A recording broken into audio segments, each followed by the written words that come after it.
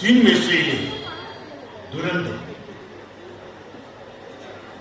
ഞങ്ങളിൽ നിന്നും എന്തെങ്കിലും തെറ്റുകുറ്റങ്ങൾ വന്നാൽ പ്രിയമുള്ള ഈ സദസ്സിനോട് ഞങ്ങൾ ക്ഷമാപണം നടത്തുകയാണ്.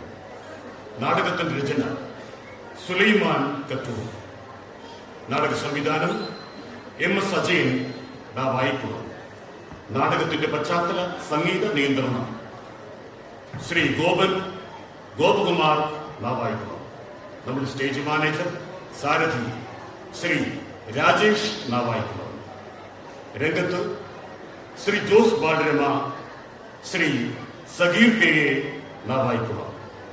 നാടകം ആരംഭിക്കുന്നു. തീൻമേശയിലെ ദുരന്തം.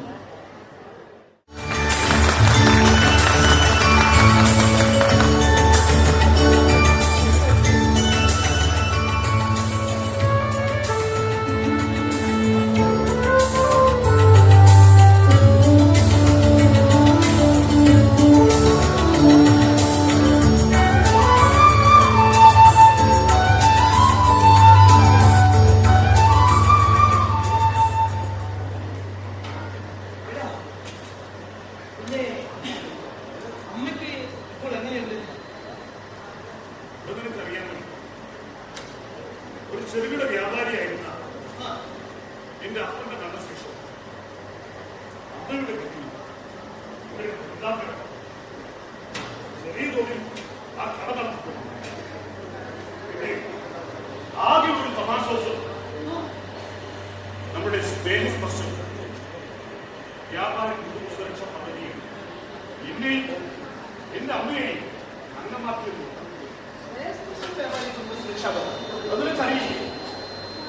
ചെറുകിട വ്യാപാരികളുടെ സ്മരണാനന്തരം അവർക്ക് നൽകുന്ന വ്യാപാരി ഏകോപന സമിതിയുടെ സ്നേഹസ്പർശ കുടുംബ സുരക്ഷാ പദ്ധതി എത്ര ഉഗ്രമാത്രം നമ്മുടെ ജനങ്ങൾക്ക് ഉപയോഗപ്പെടുന്നു.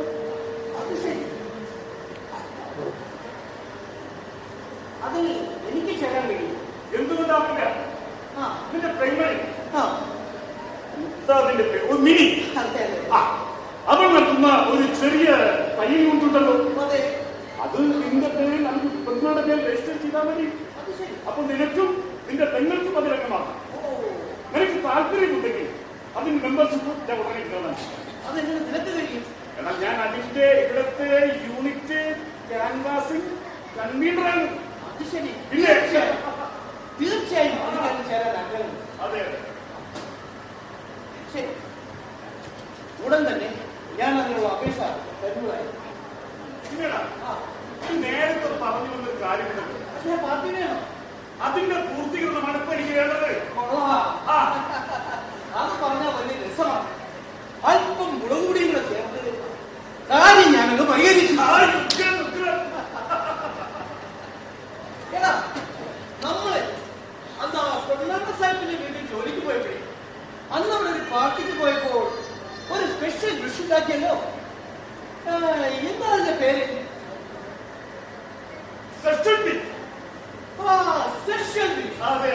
നിന്റെ ഓർമ്മ ശക്തി അപാരം തന്നെ.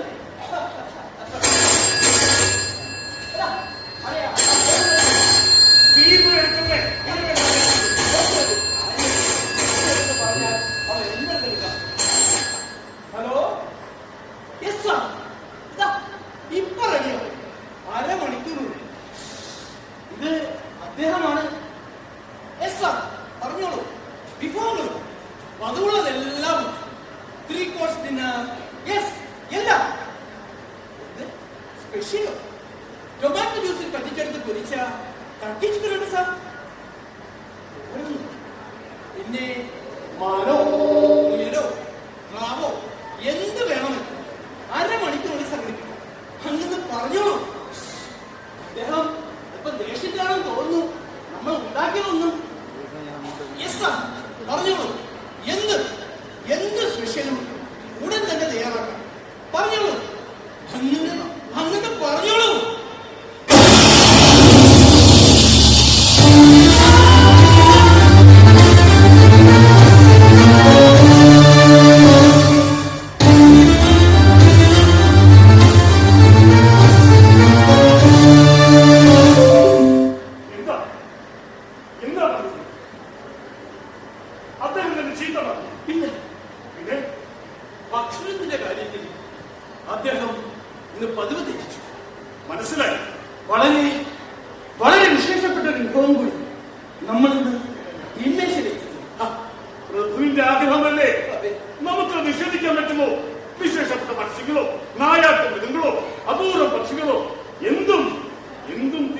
ഞാൻ ബാധിച്ചതാണ്.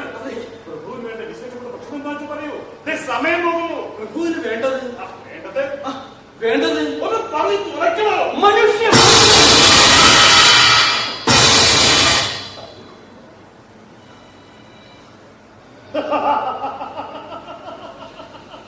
അതും ഒരു ഭക്ഷണം തന്നെ.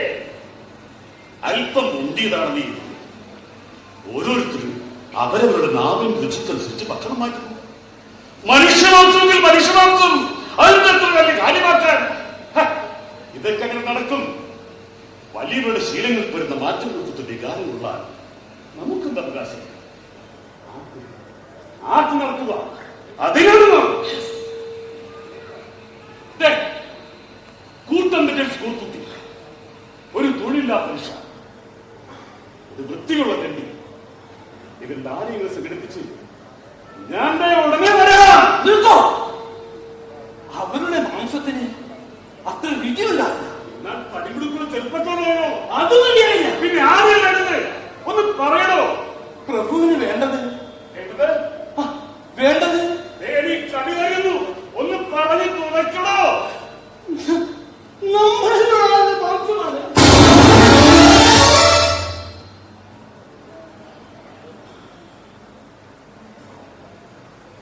തെറ്റിയതായിരിക്കും, നിനക്ക് തെറ്റിയതായിരിക്കും. ഒരുപക്ഷെ ആരെങ്കിലും നിന്നെ കബളിപ്പിക്കാൻ. ഒരിക്കലും അദ്ദേഹത്തിന്റെ ശബ്ദം എന്റേതുപോലെ എനിക്ക് തിരിച്ചറിയാം. ആ ശബ്ദം കർക്കശമായി. അത് പറയുമ്പോൾ അയാൾ ഒരു പട്ടിയെ പോലെ പിരിക്കുന്നുണ്ടായിരുന്നു. അതെ, അദ്ദേഹത്തിന്റെ ആജ്ഞകൾ സാധിച്ചു കൊടുക്കാൻ നമ്മൾ ബാധ്യസ്ഥരാണ്. സ്വന്തം ശരീരത്തിൽ നിന്ന് നമുക്ക് ഒളിച്ചോടാം, പക്ഷേ അദ്ദേഹത്തിന്റെ ഒരു ആജ്ഞയിൽ നിന്ന് ഒളിച്ചോടാൻ നമുക്ക് കഴിഞ്ഞില്ലല്ലോ സുഹൃത്തെ. ചങ്ങാതി, ഇതൊരു തികഞ്ഞ അനീതിയാണെന്ന് നിനക്ക് തോന്നുന്നില്ലേ? വർഷങ്ങളായി അദ്ദേഹത്തിന് വേണ്ടി വെച്ചു വിളമ്പിയ നമ്മളെ തന്നെ നീ ബുദ്ധിമാണെന്ന് എനിക്കറിയാം. പറയും, രക്ഷപ്പെടാൻ പോംവഴി വിടുന്ന പറയും. പ്ലീസ്. പോംവഴി? എന്ത് പോംവഴി? ഇതങ്ങനെയല്ല. കാര്യങ്ങൾ ഇവിടെ ആകെ കുഴഞ്ഞു മറിഞ്ഞ് കിടക്കുകയല്ലേ. മാത്രവുമല്ല, നാം ഇപ്പോൾ ചിന്തിക്കേണ്ട വിഷയമല്ല അദ്ദേഹത്തിന്റെ നാവിന്റെ രുചിയും നമ്മുടെ മാംസത്തിന്റെ സ്വാദും തമ്മിലുള്ള പൊരുത്തത്തെ കുറിച്ചാണ്. അതെ, ഒന്ന് ചോദിച്ചോട്ടെ, നമ്മളിതാരും തീന്മേ ചെലുത്തണമെന്ന്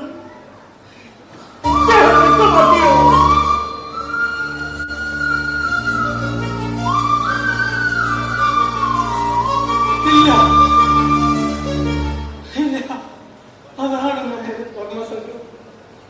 നമ്മൾ ആരെ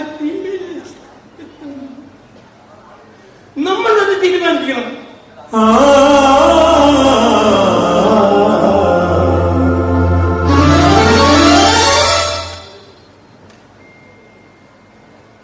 മരണത്തിൽ ഞാൻ ഒരിക്കലും ഭയപ്പെടുന്നില്ല. പ്രത്യേകിച്ചും ഇങ്ങനെ ഒരു സാഹചര്യം.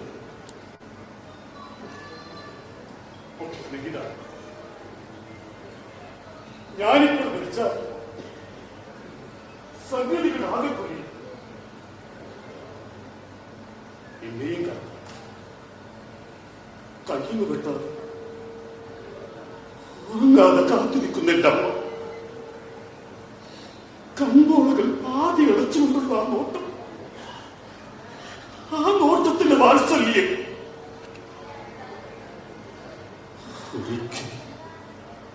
ഒരിക്കലും കറുത്തുകൊണ്ടിട്ടില്ലാത്ത മുഖം. ഇവയെല്ലാം ഒരിക്കൽ കൂടി കാണാൻ വയ്യ. നിന്റെ കാര്യത്തിൽ എനിക്ക് സഹതാപമുണ്ട്. പക്ഷെ എന്ത് ചെയ്യാം? നിന്നേക്കാൾ കഷ്ടമാണ് എന്റെ സ്ഥിതി. എന്റെ പെങ്ങൾ മിനി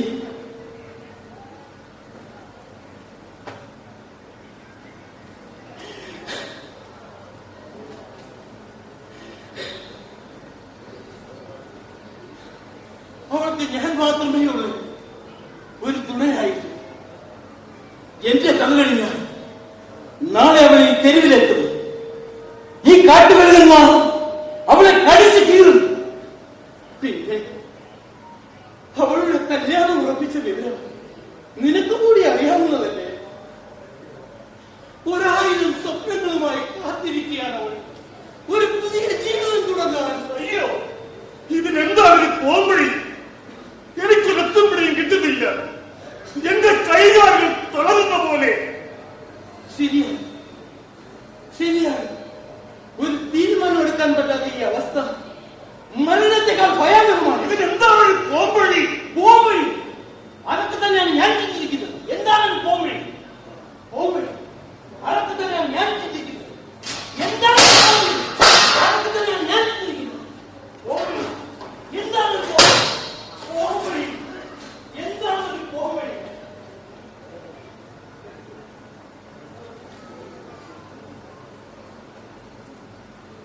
നോക്കൂ, നിങ്ങൾ വിധികർത്താക്കളാണെന്നല്ലോ പറയുന്നത്. പറയൂ, എനിക്കിങ്ങനെ മരിക്കാൻ കഴിയും? ഞാൻ നമ്മെ കുറിച്ച് പറഞ്ഞില്ലേ, അവരുടെ മലപ്പാലിന്റെയും താരാട്ടുപാട്ടിന്റെയും ഓർമ്മകളിൽ നിന്ന് മറന്നു പോകാൻ എനിക്കിഷ്ടമല്ല. ഇവിടെ ആരും നമ്മളെയെല്ലാം പൊക്കത്തിനെടുത്ത് അമ്മയിൽ നിന്ന് വേർതിരിക്കുന്നുണ്ട്. നാം സൂക്ഷിക്കേണ്ടിയിരിക്കുന്നു. ഇവിടെ ആരൊക്കെയോ നമുക്കെതിരെ കണിയൊരുക്കുന്നു. നമ്മെ കീഴ്പ്പെടുത്താൻ ആരൊക്കെയോ നമ്മെ കീഴ്പ്പെടുത്താൻ.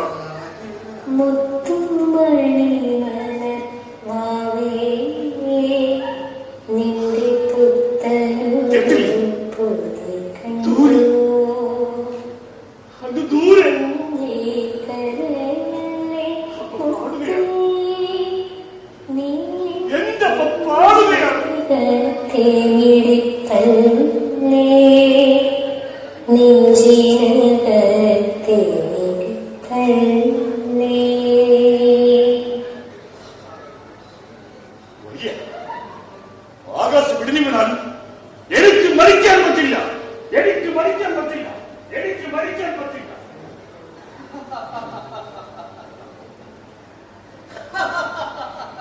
അവൻ പറഞ്ഞതൊക്കെ ഞാൻ കേട്ടു. എന്നാലും ഒരു പേടി തൊണ്ടൻ. പക്ഷേ എന്റെ പ്രശ്നം നോക്കുമ്പോൾ അവന്റേതൊന്നുമല്ല. ഒരു തെണ്ടിയായി വളർന്നവനാണ് ഞാൻ. അമ്മയുടെ വാത്സല്യം അറിയാതെ, ഒരു താരാട്ട് പോലും കേൾക്കാതെ എന്റെ പെങ്ങൾ മിനി, അവൾക്ക് ഞാൻ മാത്രമേ ഉള്ളൂ ഒരു തുണയായിട്ട്. ഓ, ഇപ്പോ എല്ലാം ഒന്ന് നേരെയായി വരികയായിരുന്നു. അപ്പോഴാണ് യാദൃശ്ചികമായി ഇങ്ങനെയൊക്കെ വീണ്ടും അവൾ തെരുവിലറിയപ്പെടുക. ഈശ്വര, എനിക്കതിനെ കുറിച്ച് ചിന്തിക്കാനേ കഴിയുന്നില്ല.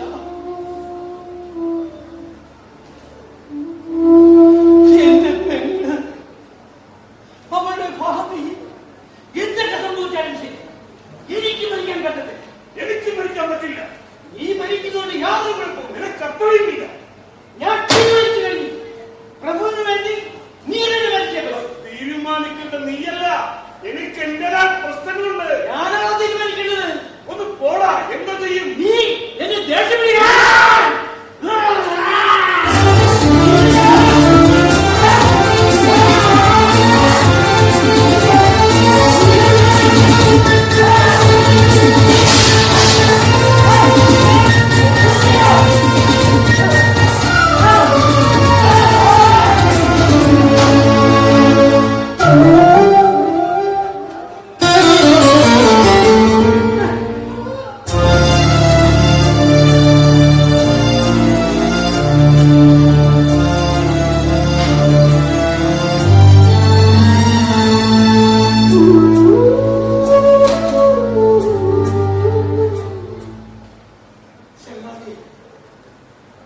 എല്ലാം ഒത്തുവരുന്നുവല്ലേ? അതെ, ഒരു ജീവന ചിത്രം. നാം പരസ്പരം മറന്ന്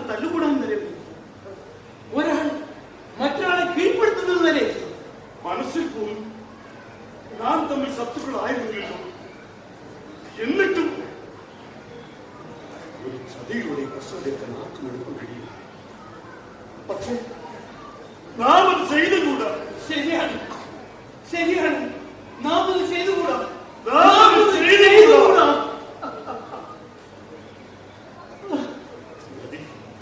എല്ലാം ഒത്തുവരുന്നില്ലേ? അതെ, പക്ഷേ നമ്മുടെ പ്രശ്നം ഇപ്പോഴും ബാക്കി നിൽക്കുന്നു. അതെ, നമ്മുടെ പ്രശ്നവും സമയവും വല്ലാതെ വൈകുന്നു.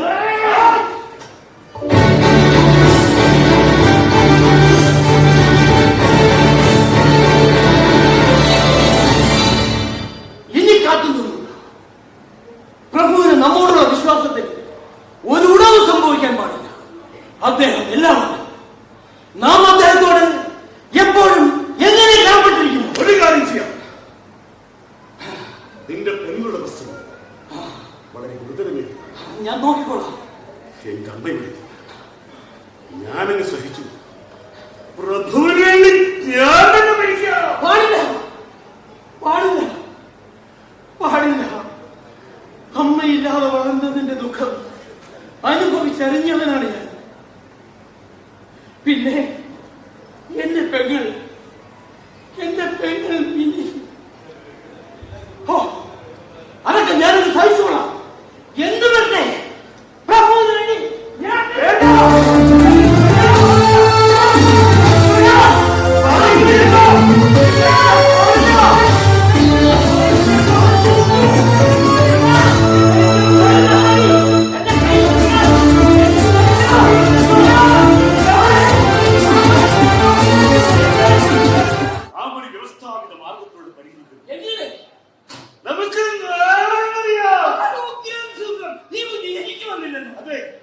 നമുക്കുള്ള പാവങ്ങൾക്ക് ഇത്തരം ഉപകാരപ്രദമായും വ്യവസ്ഥാപിത മാർഗങ്ങൾ ഇത്രയും ഉപകാരപ്രദമാണ്. ശരി, സമ്മതിച്ചു. അക്കം വീണാൽ നീ, സ്തംഭം വീണാൽ ഞാൻ. വേണ്ട, നേരെ മറിച്ച്. ശരി, സമ്മതിച്ചു. സ്തംഭം വീണാൽ നീ, അക്കം വീണാൽ നീ.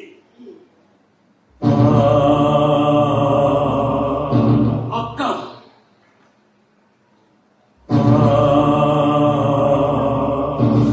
സ്തംഭം. ശരി, നാളെ വിട്ടു. നീ റെഡിയല്ലേ? ഞാൻ റെഡിയാ. റെഡി? എടുത്തു. റെഡി? എറിഞ്ഞോളൂ. റെഡി? വൺ. വരൂ. റെഡി? റെഡി? One, two. അല്ലെങ്കിൽ വേണ്ട, നാളെ നീ തന്നെ. നാളെ നീ തന്നെ.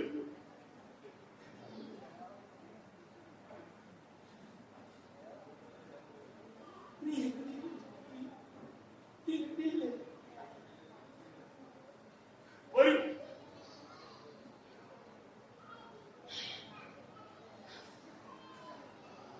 Ready, one, two.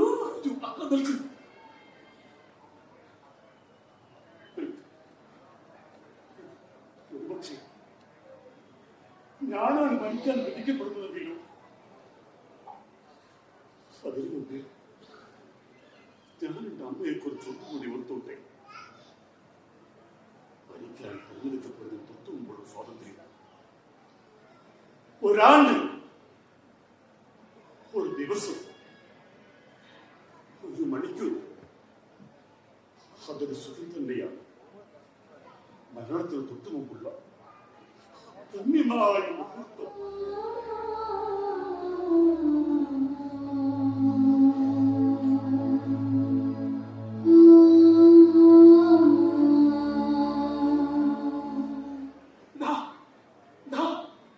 എനിക്ക് ഭയമാകുന്നു.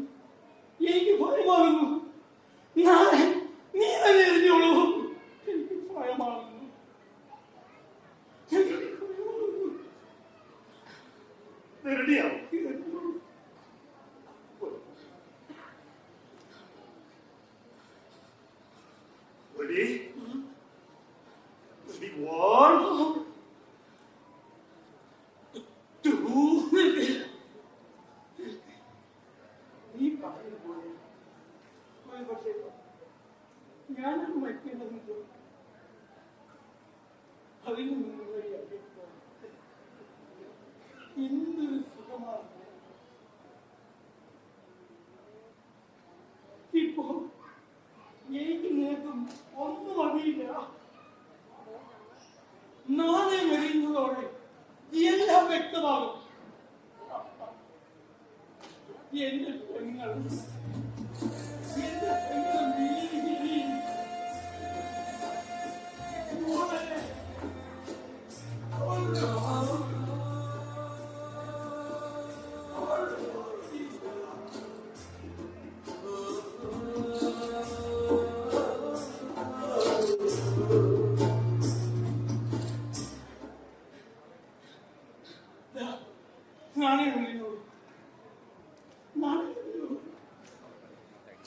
Ready?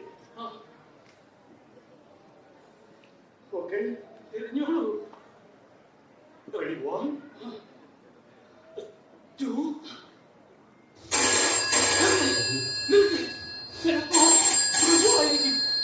എന്തെങ്കിലും ഒരു നാളെ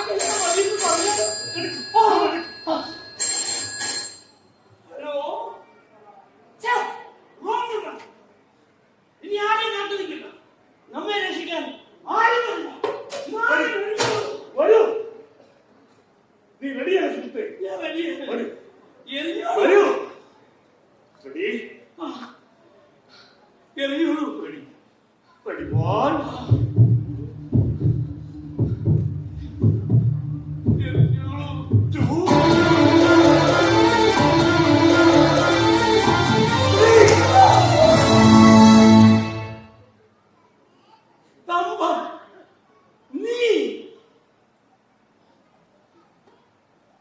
അതെ, ഞാൻ ആദ്യം പറഞ്ഞതുപോലെ നീ അപ്പമാണ് തെരഞ്ഞെടുത്തതെങ്കിൽ ഞാൻ രക്ഷപ്പെടുമായി. പക്ഷെ നീ മരിക്കും. രണ്ടു മുതൽ തന്നെ ഇനി നിനക്ക് ചെയ്യുവാനുള്ളത് എത്രയും പേര് എന്നെ കൊന്ന് മാംസം പാകം ചെയ്ത് ഉടൻ തിന്നി ശ്രദ്ധിക്കുക. സത്യസന്ധനായ ഒരു അറവുകാരനെ പോലെ നീ അത് ചെയ്യുക. നീ എന്നെ കൊല്ലാതെ കൊല്ലുകയാണ്. ഞാനതെങ്ങനെ ചെയ്യും? നീ എന്റെ ആത്മാർത്ഥ സുഹൃത്തല്ലേ? ഞാനും നീയും തമ്മിൽ തുല്യരല്ല.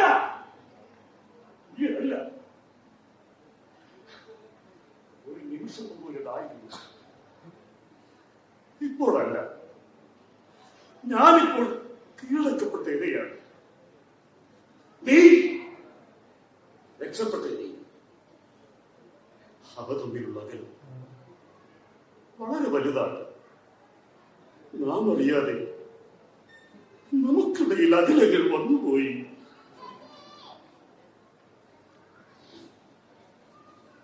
ഇനി നിനക്ക് ചെയ്യുവാനുള്ളത് എത്രയും വേഗം നിന്നെത്തുന്നത് മാംസം പാകം ചെയ്ത് ഉടൻ തീർച്ചയായിട്ടുക. ഉടൻ തീർച്ചയായിട്ടുക. വേഗം.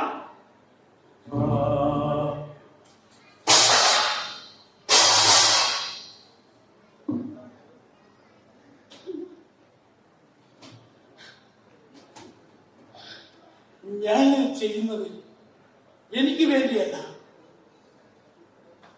ഈ സഹജീവിതത്തിൽ എനിക്ക് യാതൊരു പങ്കുമില്ല എന്ന് ഞാനിതാ സത്യം ചെയ്യുന്നു.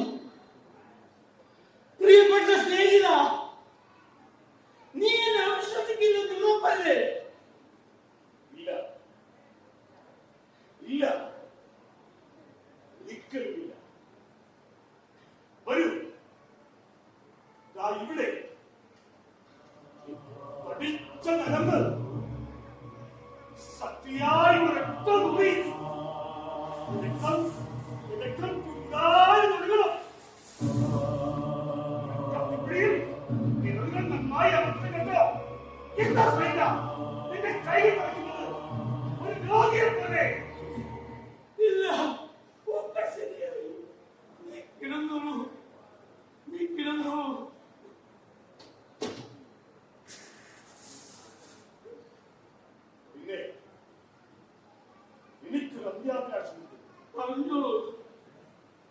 ഈ സംഭവം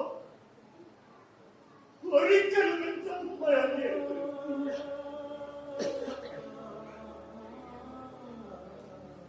പിന്നെ ഒന്നും അറിഞ്ഞോളൂ. നമ്മുടെ സ്നേഹവും വ്യാപാരി അതെ എന്റെ നാട്ടിൽ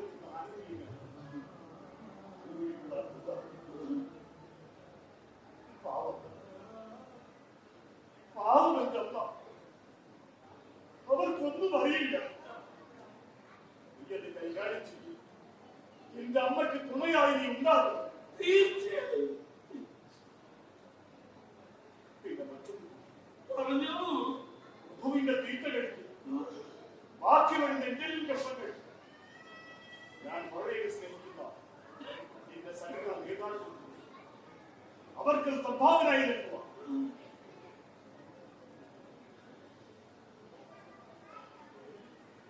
ഇതിന്റെ ഏറ്റവും വലിയ കത്തിമ ഞാൻ നിറവേറ്റും. എന്നാൽ താമസിക്കില്ല. വേഗം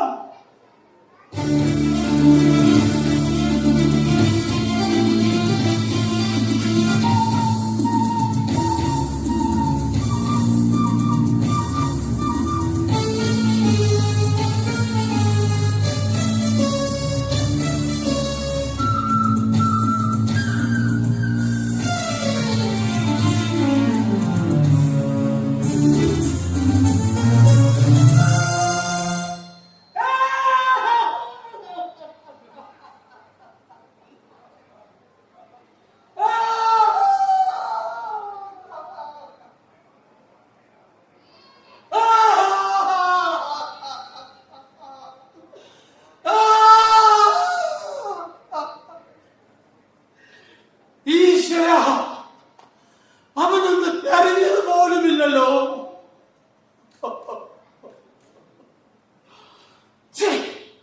ഈ കാലഘട്ടം മനുഷ്യന് എന്തെല്ലാം ആവശ്യപ്പെടുന്നു.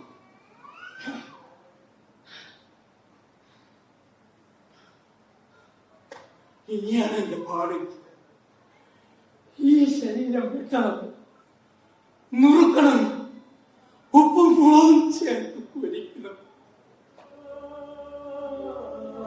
എന്റെ പൊന്നു സുഹൃത്തിന്റെ ശരീരത്തിൽ ഇതൊക്കെ ഞാൻ തന്നെ ചെയ്യണം. ഒറ്റയ്ക്ക് ആരും കൂട്ടില്ലാതെ. അവനാണെങ്കിൽ കണ്ണ് പാതിയെ അടച്ചിട്ടുള്ളൂ. ഒരു നല്ല സ്വപ്നം കാണുന്നത് പോലെ ഞാൻ വഴുകി.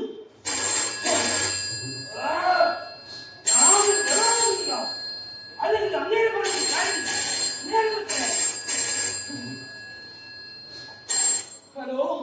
Hello, dinner റെഡിയില്ലേ?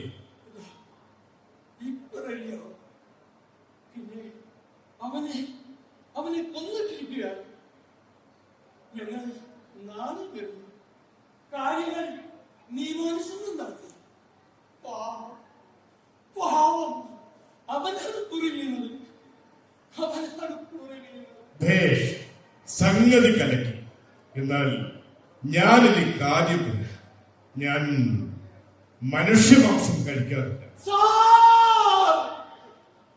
അപ്പോ നേരത്തെ വിളിച്ചു പറഞ്ഞത് അത് വെറുതെ ചുമ്മാതിരുന്ന് ബോറടിച്ചപ്പോഴൊരു തമാശ. Yes, just for A joke. വേറൊരു തമാശ. വേറൊരു തമാശ.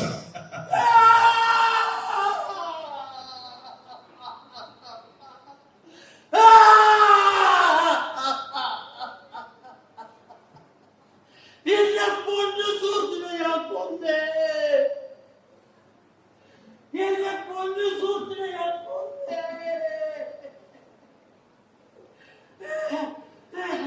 ഈശ്വരാ, എന്റെ സുഹൃത്ത്, എന്റെ മോളെ മിനി, നിന്റെ ഏട്ടൻ, എന്റെ പൊന്നു സുഹൃത്ത്.